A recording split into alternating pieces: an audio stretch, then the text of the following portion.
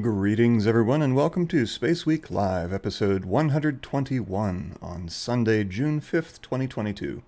I'm your host, Raw Space. Now, let's jump right into it here. Just this morning, Elon Musk tweeted the slide deck from an all-hands talk he gave to SpaceX employees last week. Let's break it down. So the video had no sound, but we got to see the slides that were used in Elon Musk's presentation.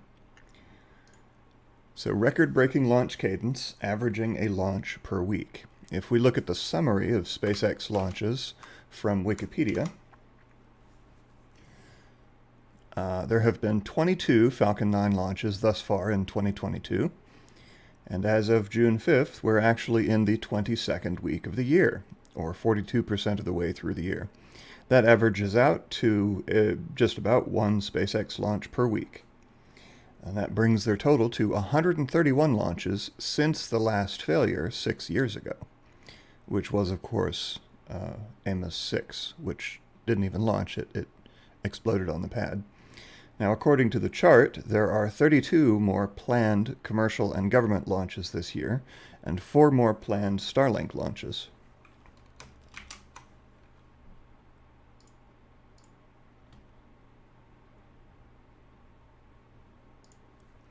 The fastest booster turnaround, that would be the Falcon 9 booster B-1062, which launched the Axiom 1 crew to the ISS on April 8th, and then launched a batch of Starlink satellites on April 29th, just 21 days later.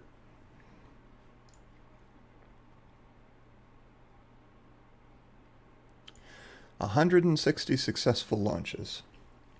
If we look at the chart again, let's see. SpaceX has only had 3 missions that were not entirely successful. In 2016, Amos 6 blew up on the pad during propellant loading for a routine test. In 2015, an overpressurization event in the upper stage LOX tank caused the vehicle to break up at T plus 150 seconds. On board was the CRS-7 cargo Dragon bound for the ISS, which included the first international docking adapter that would allow commercial crew vehicles to dock to the space station. Dragon actually survived the blast, but its software didn't yet include parachute deployments during launch contingencies. So it splashed down at speed and was thereby damaged. And then in in 2012, during CRS-1, SpaceX's first ISS cargo mission, there was a secondary payload called Orbcomm OG-2. During the launch, one of the first stage's 9 Merlin engines shut down, and the other 8 engines automatically picked up the slack. This burned more fuel than expected, which reduced the probability that SpaceX could successfully deliver the Orbcomm satellite to its target orbit above the space station from more than 99% to about 95%. As the owner of the primary payload, CRS-1, NASA exercised its right to decline a reignition of the second stage engine. CRS-1 made it to the ISS just fine, but without the extra boost from the second stage, SpaceX was unable to deliver the Orbcomm satellite into a stable orbit, and it burned up within 4 days of launch.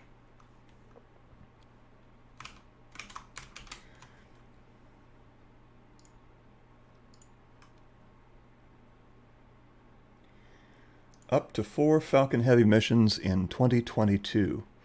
Those would be the Psyche asteroid mission on September 20th, Viasat-3 just 9 days later, USSF-52 on October 31st, and USSF-67 in November. Thus far, there have only been 3 Falcon Heavy launches: Starman in Elon Musk's Tesla Roadster in 2018, then Arabsat-6A and the Air Force's STP-2 in 2019. After that, nothing for 3 years. It'll be good to see Falcon Heavy launch and land again. Maybe I'll even head down to Florida and see it for myself.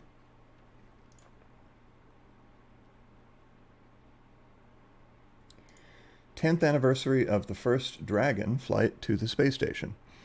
Remember that CRS-1 mission I just talked about that was a partial failure because it couldn't deliver the Orbcomm satellite? Well, that was also the first Cargo Dragon flight to the ISS. There were 20 Dragon 1 cargo missions from 2012 to 2020, one of which failed, as I mentioned earlier, the CRS-7. Since 2020, there have been 5 Dragon 2 cargo missions. Dragon 2 is the cargo variant of the same vehicle as Crew Dragon.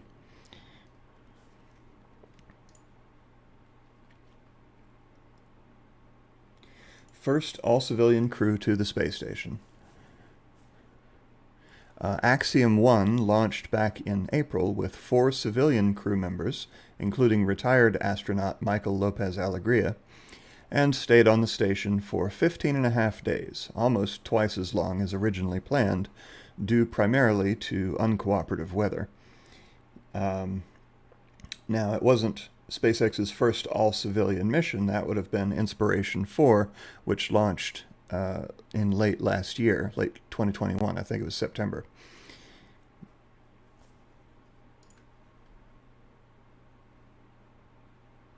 The first planned spacewalk with Dragon. Now we're looking to the future. So this is planned for, quote, no earlier than the 4th quarter of 2022, unquote. And this will take place during the Polaris Dawn mission, which will carry 4 more civilian astronauts into the highest crewed Earth orbit ever flown, an elliptical orbit reaching more than 800 kilometers, with the spacewalk to be conducted at 500 kilometers up, slightly below where the Hubble Space Telescope orbits. The crew will include Jared Isaacman, who commanded the Inspiration 4 mission last year. Interestingly, the goals of Polaris Dawn were essentially borrowed from Space Adventures, the company that has facilitated 7 civilian flights to the space station on Russian Soyuz spacecraft going all the way back to 2001. Space Adventures had planned for such a mission to launch in 2022 on Crew Dragon, but back in October 2021, they announced that the contract had expired and would not be executed. So essentially the mission was rebranded and is now flying as Polaris Dawn with Jared Isaacman at the helm.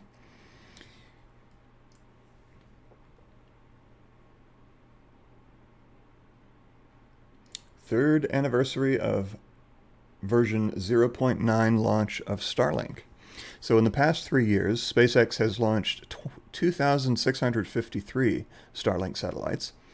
All but about 300 of those are still working.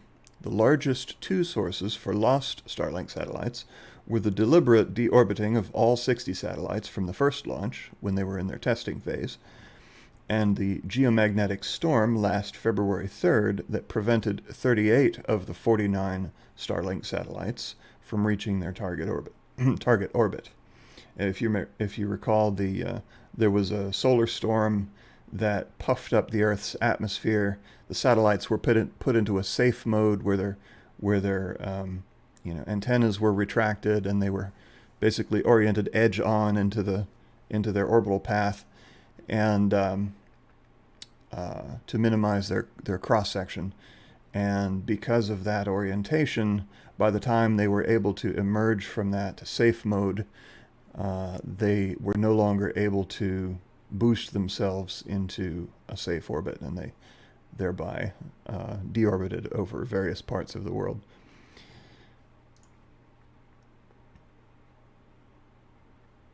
Nearly 500,000 Starlink users and counting in 32 countries and 9 languages. I was actually one of them for a few months.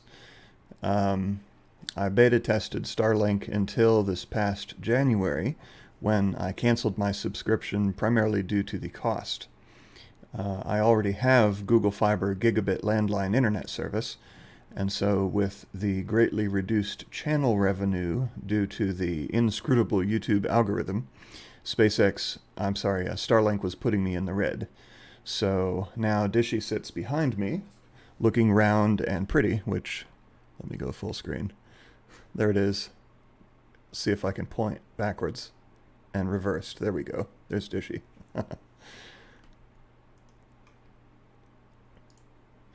I still haven't gotten the hang of the reverse pointing thing. It confuses me every time. All right, so moving along. Internet by land, air, and sea. Now, of course, Starlink supports roaming. You can use the dishes outside of your home area, and they have a service specifically for RVs, which is, I think, $30 or $40 more per month. And I'm not sure why that is. I wonder if they have or will disable the roaming capability of the original Starlink dishes, or the original Starlink service, the home Starlink service, now that they have the RV service rolled out. I'm not sure, because I can no longer test it anymore. I'm no longer a subscriber. But in addition to that, they also plan to make Starlink internet available on planes and boats that are in motion. Obviously, planes are going to be in motion, since they can't hover. While experimenters have successfully used Starlink from moving vehicles, they are really not intended to be, the original dishes are not intended to be used from a moving, they're supposed to be used from a fixed location, like at your house. 15,000 Starlinks delivered to Ukraine. So this provided a communications lifeline to many Ukrainians whose infrastructure and services were disrupted by the Russian invasion. It also led to deliberate signal jamming by Russian forces, which SpaceX had to take steps to counteract. Version 2.0 Starlink satellite production. The next generation Starlink satellites will be much larger than the current version, with significantly more throughput capacity. Here we see, oh yes, watch this little animation. Here we see the Starship PEZ dispenser deploying pairs of Starlink satellites, 2 at a time. And you see those Starlinks occupy the full width of the Starship payload bay, which is quite large.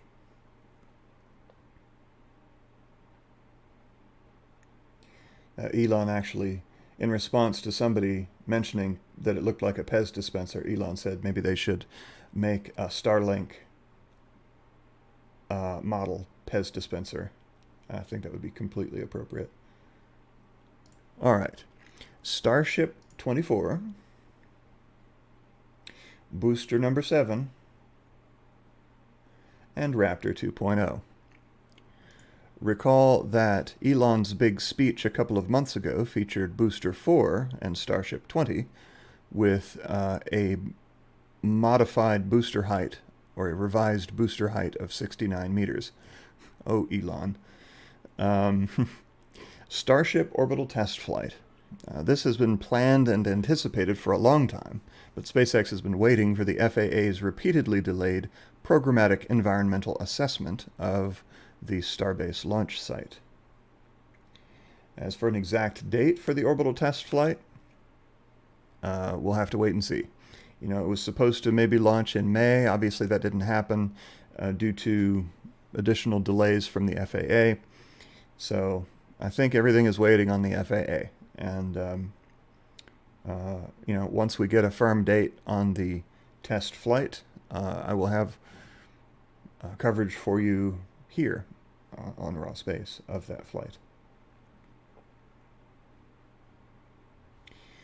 The Factory of the Future at Starbase. So with Cybertrucks. So that title reminds me of an exhibit you'd see at a 1960s World's Fair. But yeah, the SpaceX has big plans for Starship production both in Texas and in Florida. Here we have the Factory of the Future at the Cape. SpaceX has long had plans to develop facilities at their Roberts Road location, which we can see a map of here. So here's the Kennedy Space Center and Cape Canaveral site, and right here is SpaceX operations area, which is their Roberts Road location. So this, roughly this rectangle that you see here is what SpaceX plans to develop. And this is located, let me zoom back out.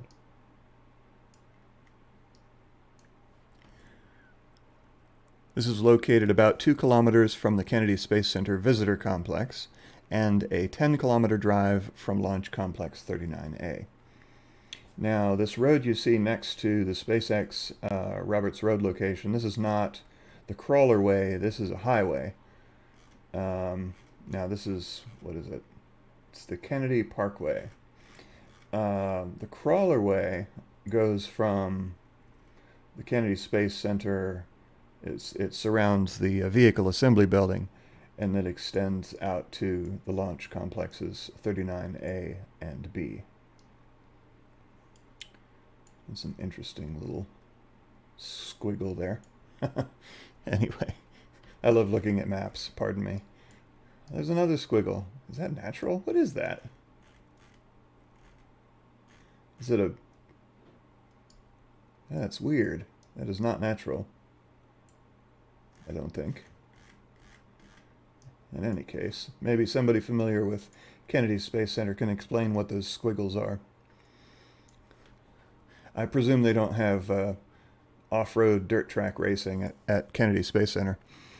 Okay, moving on.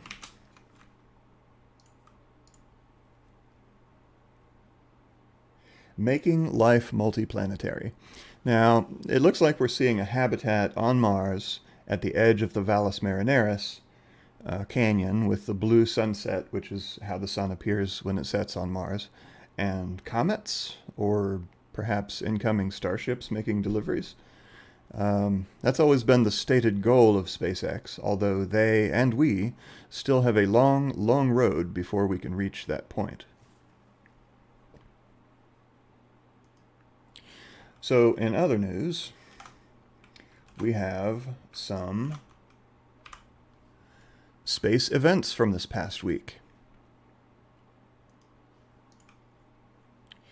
So last Monday night into Tuesday morning, observers in the Western Hemisphere anticipated what might have turned out to be a once-in-a-lifetime meteor storm as Earth plowed through the trail of debris left by disintegrating comet 73P Schwassmann-Wachmann 3. Unfortunately, the Tau Herculids only offered between 10 to 25 meteors per hour, rather than the thousands we had hoped for. I did manage to get my camera set up around midnight to take a series of long exposure photos, which you're seeing here. I moved it from my driveway to the backyard so it wouldn't get stolen, and I just let it run all night. It only caught a few meteors in its limited field of view, which appear as momentary blips in the time lapse, and toward the end there you can see a couple of airplanes darting by. Now here is a blow-up of one of the meteor streaks I caught. And I'm not sure whether that multichromatic appearance is due to the camera sensor or the actual color of the meteor streak, because sometimes they're green or red or different colors depending on the materials in the particle or object that's entering our atmosphere. Or some combination of both. But there you go. That's I actually didn't see any with my naked eye, although I didn't stay out there for very long because I had work in the morning, so I couldn't stay up any later than I already had. But there you go. Now, let's see. Something else my camera picked up were a series of weird green dots that only appear for a few frames and not necessarily in sequence near the left side of the image. So I don't know if you can see those there, but they're in the upper left and then in the middle left and then a little bit in the lower left are like 1, 2, 3, 4, 5, 6 green dots. And if we go back a frame, there's different dots.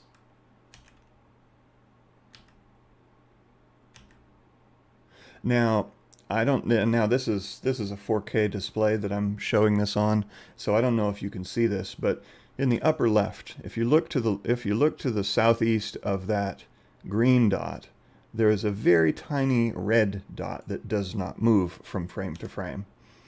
And that's actually a dead pixel on my camera sensor. So that dot is what a dead pixel looks like. These green dots are something else. They're not dead pixels per se, but they don't appear as streaks like a meteor or airplane would, and they even appear to be in front of the tree in the foreground, which makes me think that they're either a glitch in my camera sensor, maybe not a dead pixel, but like a momentary glitch,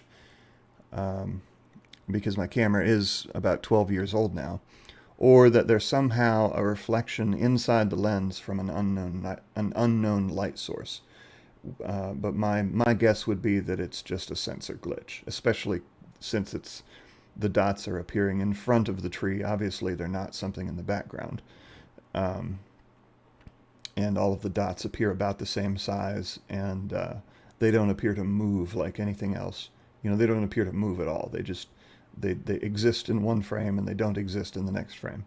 So I'm guessing that my camera is just on a slow downward descent into its old age. Then, okay, this is, let's see. All right, this is Long March. So I actually don't have, all right, let me switch to full screen. So on Wednesday, the Russian Progress MS-18 cargo spacecraft undocked from the Zvezda module, laden with trash and bound for a fiery re-entry over the Pacific. And I actually don't have a clip of that, but it's just a Progress undocking. Not too much to see there. And I also didn't stream that because it was in the middle of the night, and I needed some sleep, so sorry for that.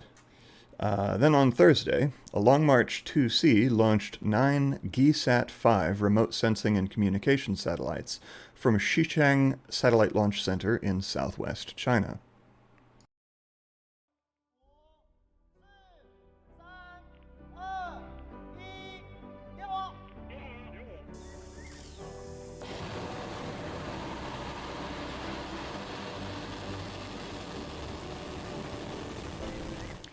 Yeah, they are playing music in the background, so I'm not going to let that sound continue. Sorry, no rocket noises.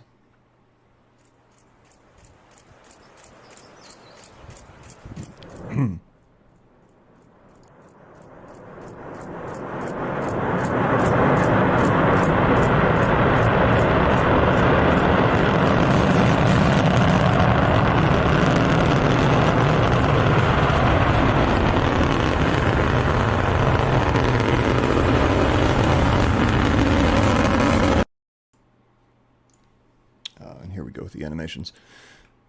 Let's see. All right. Then on Friday, 2 days after the Progress MS-18 undocked from Zvezda, the Progress MS-20 cargo mission launched on a Soyuz rocket from Baikonur Cosmodrome.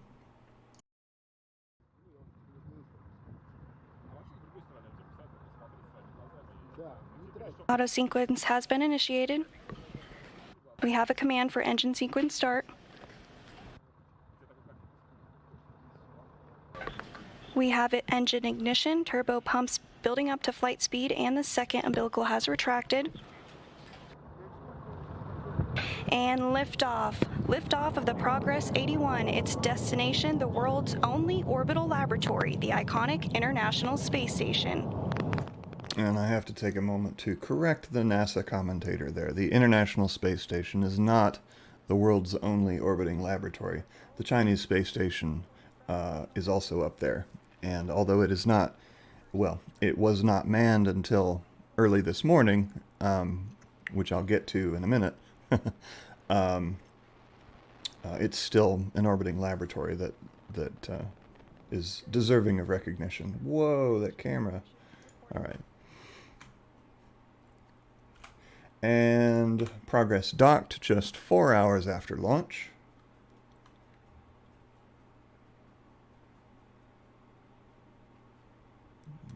Receiving it at the range is 130 meters right now. 0.7 is the range rate. Copy. And we are less than 10 minutes. I sped this up 2 times for pacing. So the dimensions at 2 squares, 115 meters is the range. 0.5, 0.6 is the range rate, and it is decreasing. Copy. 100 meters mark has been passed. 0.5 is the range rate. Copy.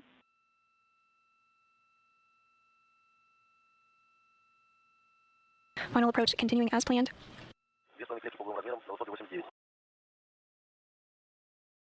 The flag of the unintelligible is confirmed. So there is misalignment on roll. Copy, we are seeing that too.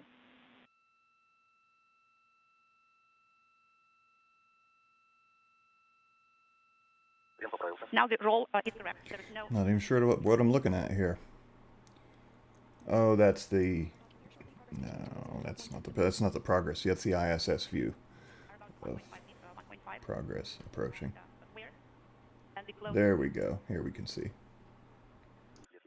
So 3 squares on the grid. Copy. The crosshairs are aligned now. Unintelligible. Copy. Contact. Contact is expected. We are standing by for the contact, and the closing rate is safe. Crosshairs are aligned. We heard. And there you go. Yesterday, Blue Origin's new Shepard NS-21 launched 6 paying customers to an altitude of about 104 kilometers on a suborbital flight.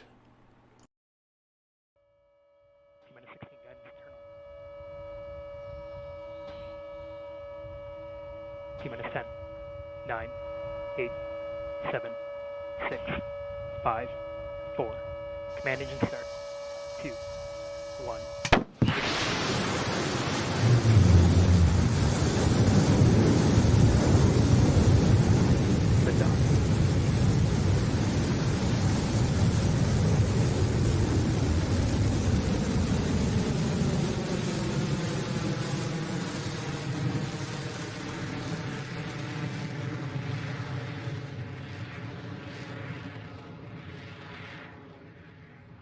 Liftoff at 3,700 feet above MSL.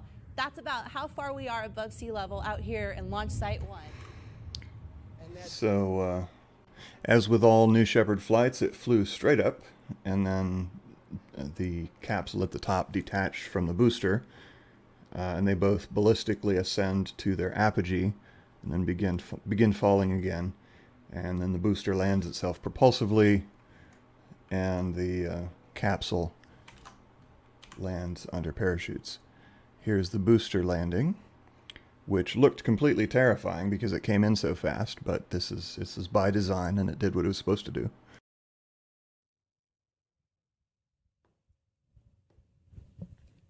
And you can just see that the air brakes are deploying here. This is such a critical step in slowing the vehicle down. Velocity starts to decrease very rapidly. You can follow along on the top right corner of your screen, and we just heard the sonic booms. Loud and clear. And there's the 3 p.m. engine relit, confirmed, coming down for a nice soft landing.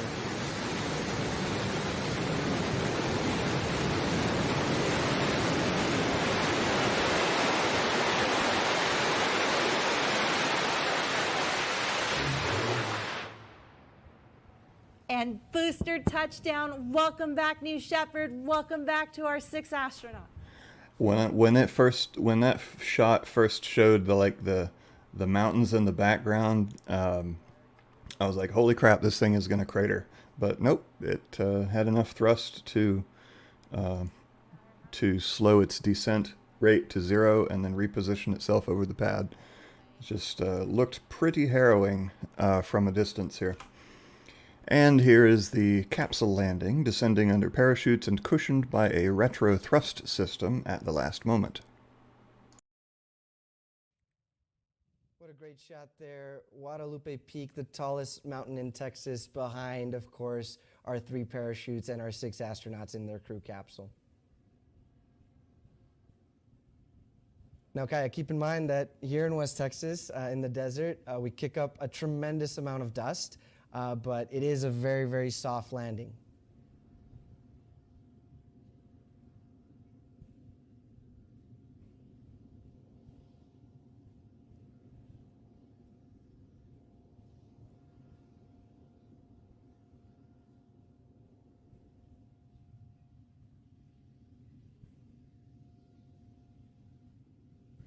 And touchdown. Welcome back to Earth. Okay, that's enough of that. Yeah, so people always comment when they watch these New Shepard capsule landings that it looks like it lands hard, and they get all snarky about it. But the fact is, the landing is soft enough for 80 and 90-year-old passengers. I mean, remember William Shatner and Wally Funk and quite aged individuals, and they had no problem with the landing. So rest assured that the retro thrust system does its job, and they do come down quite softly, much more so than a Soyuz, which is actually a pretty rough ride and can sometimes injure its passengers. All right, then let's see. Yesterday evening,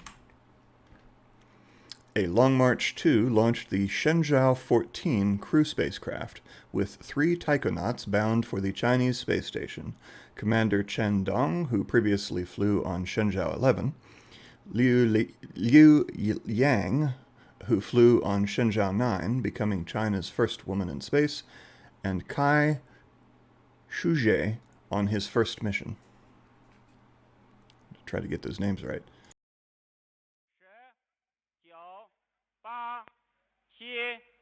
8、7、6、5、4、3、2、1，点火！起飞！起飞！T0调动时14分调动秒，4度400毫秒。T0调动时14分调动秒，46动毫秒。 9全光学跟踪正常。 So, Chinese crew launches are done from Zhuquan Satellite Launch Center in the Gobi Desert, which is, I would say, China's primary launch site. They have, I think it may be their oldest as well, but It's kind of like Baikonur for Russia. Well, for the former Soviet Union, because of course Baikonur is in Kazakhstan. And there's their version of the Korolev cross. It's a Korolev pentagram, I guess. And here is the docking. They docked about 7 hours later, early this morning.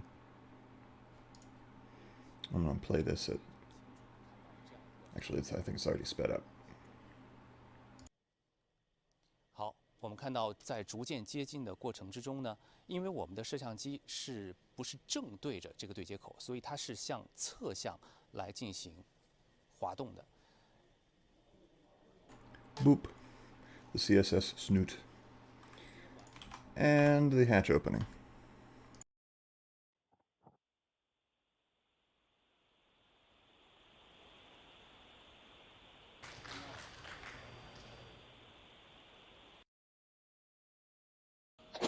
Apparently they magically teleported themselves inside. We didn't actually get to see them enter through the hatch. 中国太空家园现在由我们值守，空间站第3棒，我们全力开跑。 So congratulations to the new crew of the Chinese space station. Now, looking ahead to this week, we have a couple of SpaceX launches. On Wednesday, June 8th at 5:04 p.m. Eastern, 21:04 UTC, a Falcon 9 will launch the Nilesat-3 geosynchronous internet communication satellite for Egyptian customers. It will launch out of Cape Canaveral with a drone ship booster landing. Then on Friday, June 10th at 10:22 a.m. Eastern, 14:22 UTC, a Falcon 9 will launch the CRS-25 cargo mission to the ISS from Kennedy Space Center. Amongst the cargo will be experiments for the NASA Glenn Research Center, the Student Spaceflight Experiments Program, and the Republic of Malta's second mission under the Maleth program, led by SpaceOmics. They'll be studying bioscience using, amongst other things, skin microbiome samples taken from a diabetic foot ulcer, and the yeast Saccharomyces cerevisiae, which is used in wine and bread making. So, there you go. And then, it's not shown on this calendar, but Dragon rendezvous with the ISS on Sunday, June 12th, starting at 4:30 a.m. Eastern, 08:30 UTC. And all of those events will be live streamed here on Raw Space for your viewing consumption. I'd like to take a moment to thank our numerous channel members for their ongoing support of this channel and the stuff that we do here. Your contributions are greatly appreciated and help keep us going. Let me get to your questions. So hopefully you tagged my name at rawspace in your when you posted your questions. Oh, first of all, I do want to thank C. Johnson for their super chat just a couple of minutes ago. Thank you for that. Always appreciated. All right. Now, what do we got for questions? Today, let's see, Mark Desert. How many more modules will be added to the Chinese space station, Tiangong, or is it ready? So, they currently just have, unless I missed one, to my knowledge, they only have the one core module, and then at any given moment there may be a cargo craft attached to to their space station, as well as a crew module. I mean, a crew spacecraft attached. So currently, just the Tianhe core module is comprises the Chinese space station, and I am not sure what their schedule is, what their forecast is for launching additional modules. They don't plan for it to be as large as the International Space Station, but I believe there are supposed to be at least 2 or 3 modules in their overall station design. But I'm not sure what the timeline is for launching those. And as always, if I get any of my facts incorrect, please do let me know, because especially with the Chinese stuff, like, it's not always easy to get up-to-date or correct information on the Chinese space operations. So, always looking for corrections where appropriate or where they are available. Let's see. Iwo Wisniewski asks, do Chinese use APAS as docking system? I actually know nothing about the Chinese docking system. I know a lot of their space systems are heavily borrowed from earlier Russian systems, but as far as like the docking mechanism that we saw on that Shenzhou spacecraft looks nothing like Soyuz, for example. So it looks more like you say, the APAS. So I don't know, is the short answer. But it probably borrows from APAS, but it is their own. It is their own design when all is said and done. All right. R. Necknud asks, is the Dear Moon mission still on for 2023? Well, of course, Dear Moon is the Starship mission to fly around the moon, financed by Yusaku Maezawa of Japan, with a ship full of artists and other creative types. And that mission relies entirely upon the successful development of Starship. So whether Dear Moon launches in 2023, I personally think that's pretty ambitious, but whether it launches in 2023 will be entirely dependent upon whether SpaceX can finally conduct their orbital test flight successfully and finish developing Starship. And given the timeline we've seen thus far, I think that an operational mission with humans on the other side of the moon in 2023 is pretty optimistic. But, what do I know? I don't like to speculate. So I would say maybe, but I consider it to be unlikely. All right.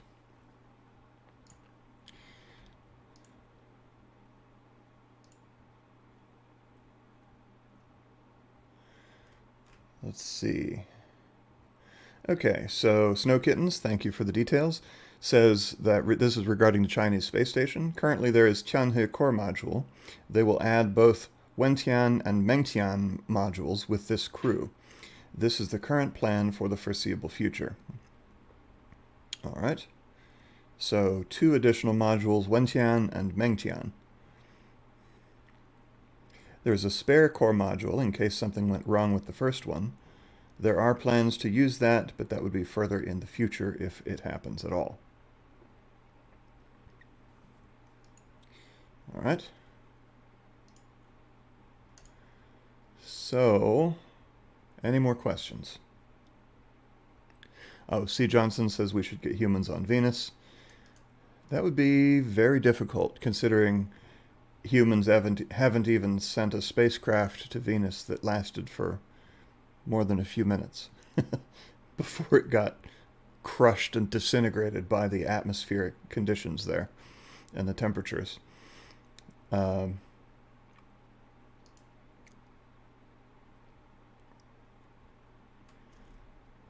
right.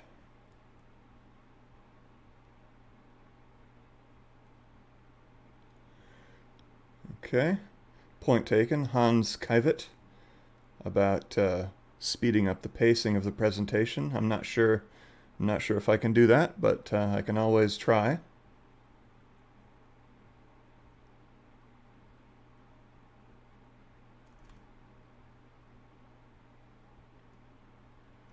Okay. So it looks like that'll do it for this week. Thank you all for coming, and as always, keep it raw, and I hope to see you in the next live stream, which should be SpaceX later this week. Until then, bye-bye.